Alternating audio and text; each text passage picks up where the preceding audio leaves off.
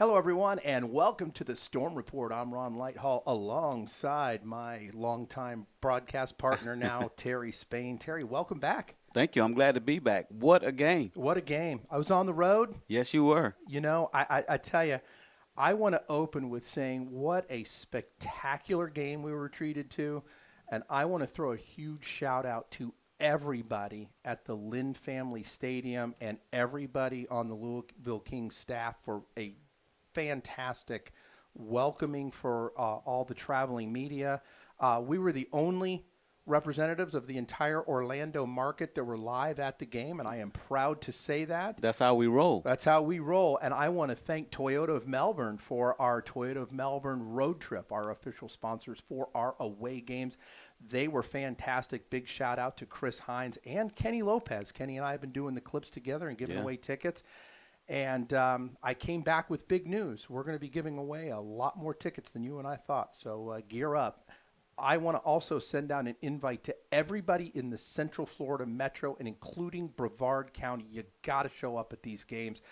The difference maker in that game was the home crowd. They were electric. They were vibrant. It's a great stadium, intimate, smaller than Orlando. Yeah. But it had the full wraparound. The fan experience was absolutely perfect for spring football. Yeah, and just seeing it on TV and hearing how loud these fans were, I was like, wow, this is what Orlando needs. And we're going to do that because they're doing a lot of pushing of tickets and you know, getting the fan engagement.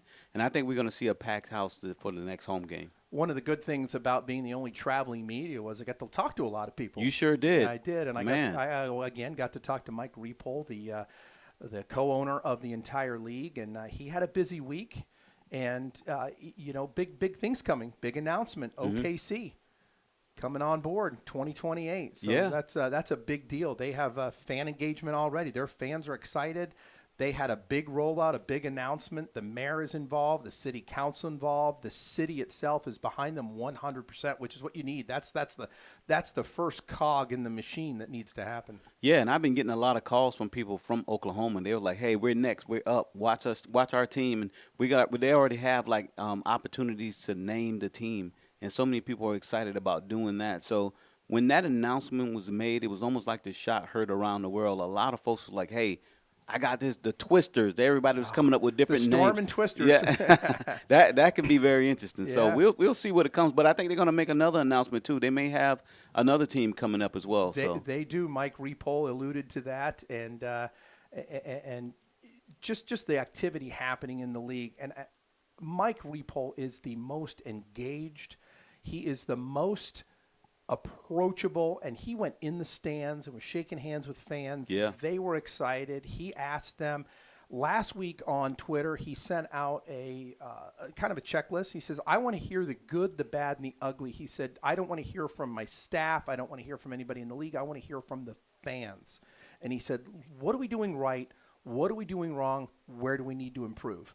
And he addressed those line items that they had talked about. And when you're in a world that has a lot of fans involvement, you want to hear from the fans, not just a typical survey that says, okay, check yes, no. Yeah, exactly. He actually wants to get into the weeds of things, and so that's very appreciative, and a lot of fans appreciate that. Yeah, and there was a thread that he went down the line, and oddly enough, one of the recurring I don't want to say complaints, one of the concerns, the recurring concerns that the fans wanted addressed was the fan shop. Mm-hmm. So we're at a point where the number one complaint was, how can you take my money? I love this league so much. I want to spend my hard-earned dollars on product. And they want the authentic jerseys. They want the helmets. They want the new era hats that have not been released. They were late to the game. They didn't complain about the things that you would think they complain. There was no complaints about parking. There was no complaints about pricing. There was no complaints. I think the only real complaint that they need to address as well, there was a long thread, and that had to do with the coverage. They don't like the interruptions. They don't like they wanted to bring the game experience to the fans, and the fans are rejecting that. They don't want to see that. They don't want to see the coaches talking on the sideline. Yeah. With the, they don't want to see how the sausage is made. Man. Yeah. We said that before, they just want the action. Yeah, they want the action, and that was one of the things. So maybe they'll see that throttle back. I'd like to see a little bit, maybe at a key point, if something major's happening and see what's going on. But I think the interruptions during the game kind of detract a little bit. So that was one of the concerns, and he addressed it. And that brings us to our next big event while we're at the game. And I have to tell you, Terry, I felt like it was a historic moment in so many ways. The game was delayed at the initial kickoff for the Artemis splashdown. And they played it on the Jumbotron, so that fan engagement was magnified. They were so into watching the video game board. The players are on the field getting ready for kickoff. The guy with the red hat's out there. They explain, there'll be a delay as we watch this, and they showed the coverage because it interrupted the game, on the live broadcast.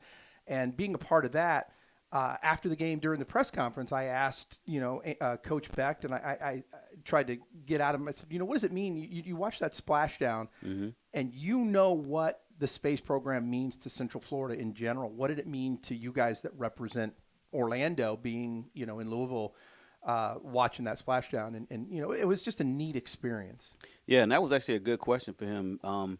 Because I know he has a lot of love for the Space Coast, and so that's why he keep encouraging folks from the Space Coast to come out to the Orlando Storm game. But what a treat, not only for the UFL, but for those fans and for those players to actually witness history, and they got a chance to see it live on a Jumbotron. So that was actually pretty cool, and I'm anxious to see what the numbers were for that game, because that was on Fox. There was no opportunity to click off that game. If you're into football, you saw a really good football game. Exactly. So I'm anxious to hear what the numbers were for that game. Yeah, and it was like I said, watching the launch live. You watched it live as well, but then being in Louisville for the splashdown, you kind of went full circle. But let's talk about the game. Great game. Yes. Weird ending. You know what?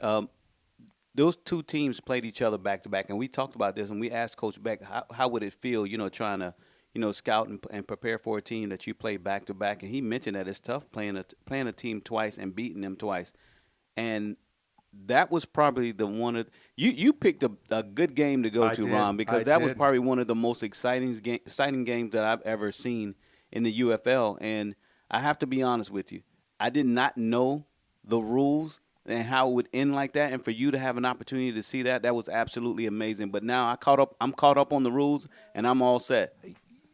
I'm going to tell you this: there were 3 people in that stadium that knew the rule, and they were all wearing referees. Stripes. It took some explaining at the end of the game. I mean, they had explained to both coaches what was. It's written in the rules. Yes. I mean, it is etched in stone. Has been a rule. This weekend's league MVP is Blandino in the officiating office. I mean, he was making some calls. But the sequence of events, there was a call that was upheld on a catch that was questionable. And I'm going to tell you, as an Orlando fan, it could have gone either way. Right. But I don't think there was enough video evidence to overturn, and that's ultimately what they said. But if you hyper scrutinize it, there's a difference between real-time play, making the call, and watching frame-by-frame action. Referees have a hard enough job. That's true. But when they went back and looked at it, it was upheld. The fans in Louisville were not happy about it. Resulted in a touchdown. The game ultimately went into overtime. Yeah. First overtime game of the season. And they came out and they explained the overtime rules. They were very clear. Each team gets one try. Yeah. And after the first try, you get 3 tries. After 3 tries, it's sudden death. Yes. And the rule is written that you get 1 penalty on the defense, and your second penalty results in an automatic score. Live penalty. That's one of the things I had to research. It has to be a live penalty. It can't be like a false start. Right. And that was designed, and talking to the powers that be, they had talked about, it was to eliminate prolonging the game and injuries and excessive snaps. And you start on the 5-yard line, if you get that first penalty, it's put on the 1 yard line. So you're talking about extremely aggressive hits every time on the line. So they wanted to eliminate some of that, and rightfully so. It's a good rule, and it is a justified rule. Yes. However, it's an unfamiliar rule, and I think that's what aggravated people, that they didn't know, and it was this abrupt ending. The players didn't know.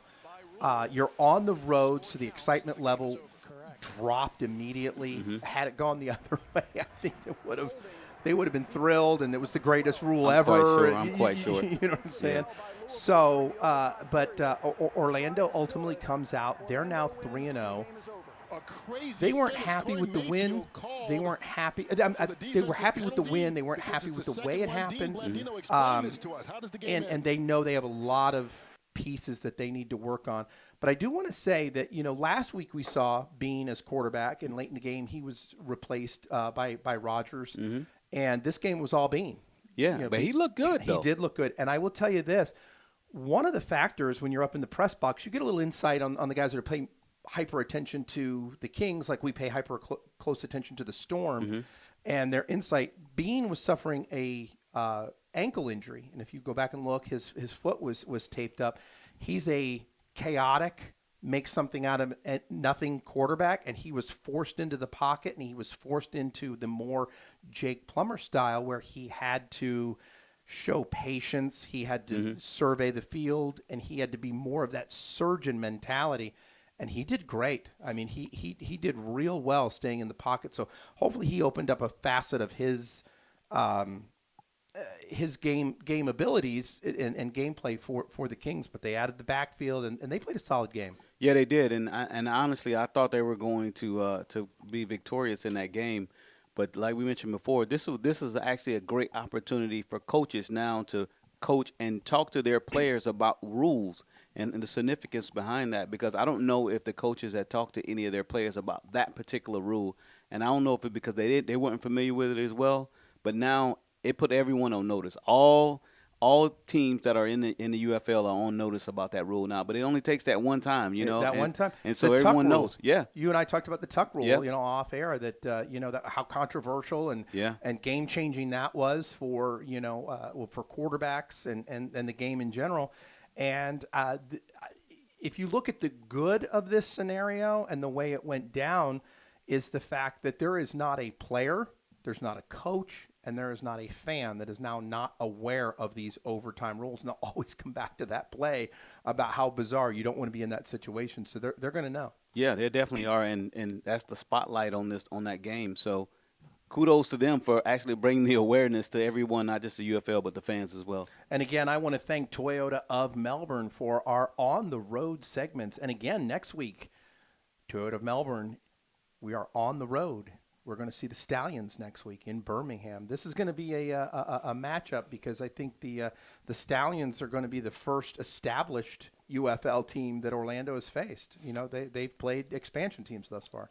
Yeah, and the Stallions have been around for a while, and they've been champions for quite a bit of time. I know some of the players are not the same, but the mentality and the attitude is still there. So it's going to be a true test. It's a road game, and if they can pull this one out, who knows what's going to happen to this Orlando Storm team? Yeah, and the Stallion fans, they're into it. I mean, if the weather cooperates, Orlando is going to really have to, they're going to have to adjust their pads, their helmets, make sure all the screws are tight on their helmets. The fine details are what's going to win that for Orlando. They have to prepare. They have to eliminate the mistakes. This game would have a completely different dynamic as we're looking at the stat sheets that were handed out. Orlando missed a critical 10-yarder at the beginning of the game. The dynamic of the game would have changed with that field goal. Yeah, we probably wouldn't even have had that overtime rule. But you have we always talk about and emphasize special teams, right? And the kicker is important, and a lot of people don't think that it is important until you actually need them. But he has to show up, and I know he's probably one of the most exciting or, happiest person that's in the UFL right now, because he know that game could have been lost, and it could have been lost because he missed that field goal. But you have to make field goals like that, in particular with a team that's hot and they're rolling. Yeah, I mean, closer than an extra point, you know? Yeah. A guy who the week before nailed a 57-yarder, you know, just right on the cusp of that 4-pointer. Maybe it was just too close. He needed Too something, close, yeah. It was windy, and, Yeah. and the way their stadium is situated, it's right on the Ohio River. So, there was open air, and it was breezy. You know, there was some rain, too, as well. some early game rain and some late game rain. Other than that, during the middle, and I got to tell you, kudos to whoever does their turf, man. That Kentucky bluegrass, man, was that sharp. It was beautiful, wasn't it? We were all commenting. I mean, everybody on that field that was walking was like, that grass was incredible. And I know it translated on TV as well. But, man, their grass was next Did you level. pull any up and take any with you? I did not. No core samples. No victory. You could have taken one strand. You could have took something. Yeah, maybe Orlando's going to start the sod graveyard, I think, that Florida State has. Yes. The victory sod.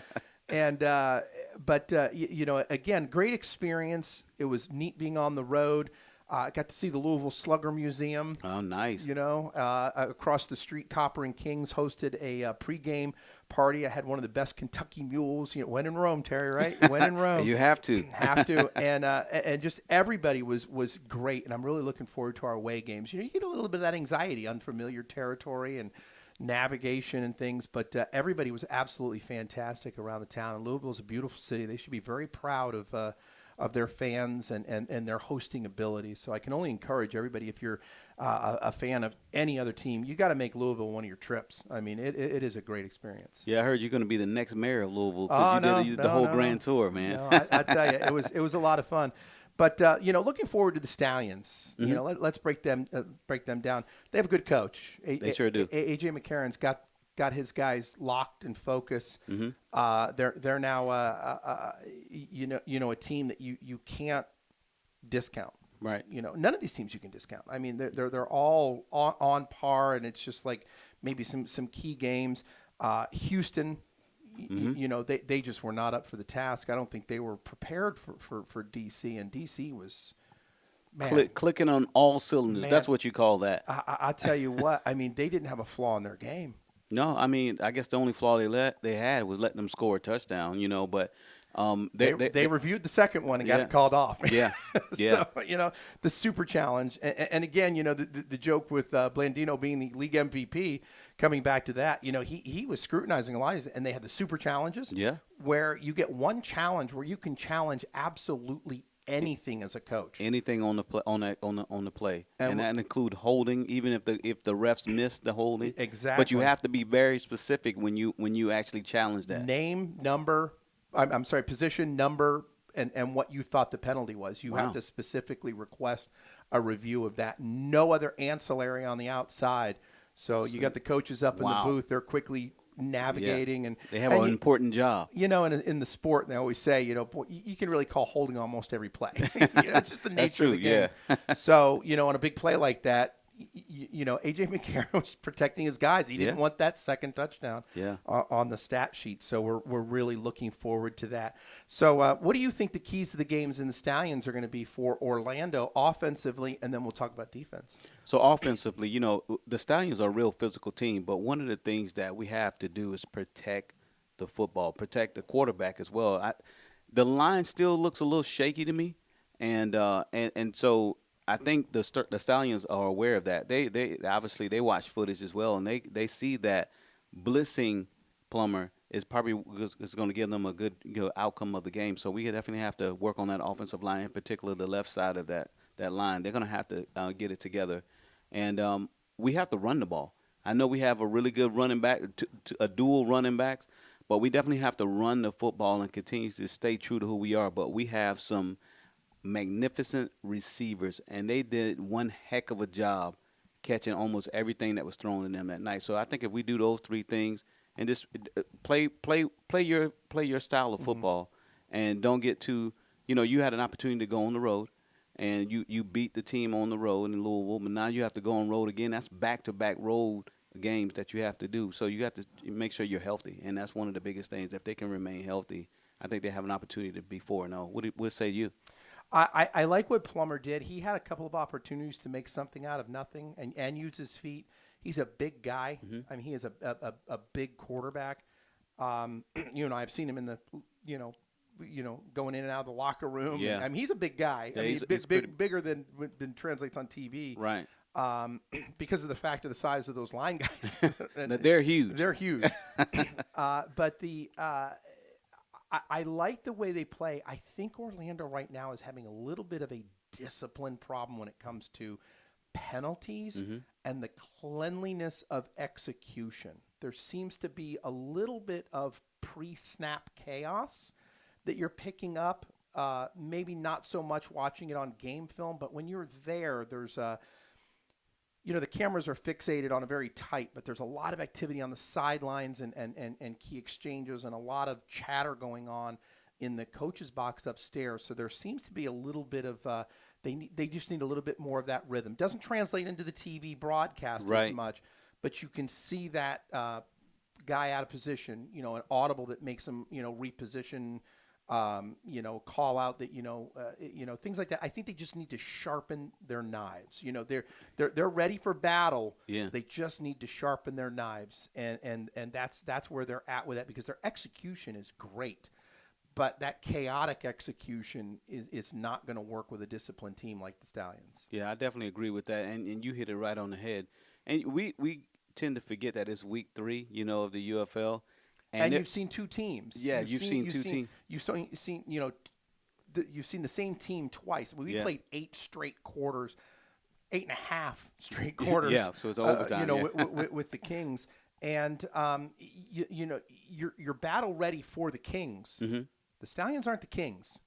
No, they're a very physical team, and they're going to try to outscore you because they have a pretty good fan base as well. So they're gonna try to reclaim what's theirs. We talked about it before. The Stallions were the champions like 3-4 years in a row doing this league, including the USFL, and they want to get back to that. Their fan base is not happy about the attention being given right now to the Renegades. Mm-hmm. They are not happy about the attention being given to DC, who has played very dominant football as well. Well, they're the champions and too, so they do not want to give up any of their ego points to especially an upstart like Orlando. So they're going to come out and they are not going to. They're going to be refocused. They will not want to give up anything to a franchise newbie like Orlando. Yeah, but how nice would it be if the Storm can come in and win this game, and then you're 4-0? You're 4-0, and you're coming home, and then the challenge, the onus of activity falls squarely on the fan base in Orlando. Mm-hmm. If you come home 4-0, Terry, they're already coming home at worst 3-1. Right. They're a good football team. You have to show up for this. We're going to be giving away tickets. We sure are. So we're doing tuned. our part. We're doing our part. We're putting them in the seats. I will not say an ill word about the experience. It is fantastic. I mean, you have to get there to experience it, and everybody on TV that's watching the games, they're scrutinizing. Look at all those empty seats, Oh, fan, what is it? Fan dress up as an empty seat day, Mm-hmm. All the internet comics, show up, and Orlando needs to turn out. We need to